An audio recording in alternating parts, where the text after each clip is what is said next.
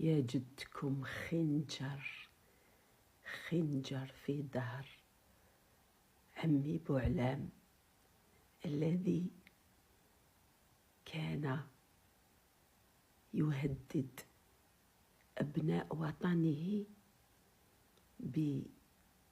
بالقتل واقتلاع الأظافر، وفي خاطر بلادي قال لهم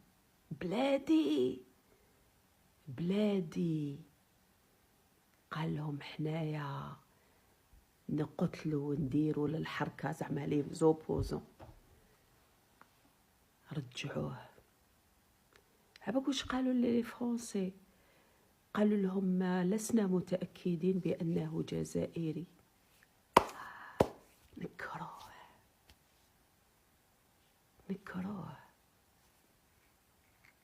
شفتوا أيها الشياتين، شفتوا؟ هذا درس ليكم، مثال حي. نكروه. ما وليدنا ما دافع علينا، ما هو جزائري. رجعوه لفرنسا، خلاه معلق. فرنسا نحتلوا الإقامة، والجزائر ما استعرفتش بجزائريته. اي بورتون كان داير في اللايف ديالو 100 علام تاع الجزائر من اللور.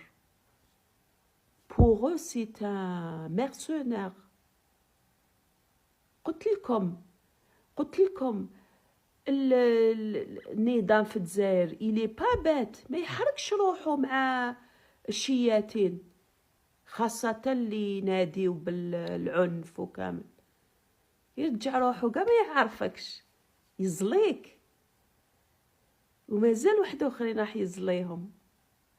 قال لك كاين كتبوا، قال لك اهلا به في بلده، ومن بعد يجي اهلا وسهلا ومرحبا وحين يديروا له الزرنه وكامل. ما يعترفوش به، لانهم لو كان يعترفوا به بالنسبه ليهم شغل كانهم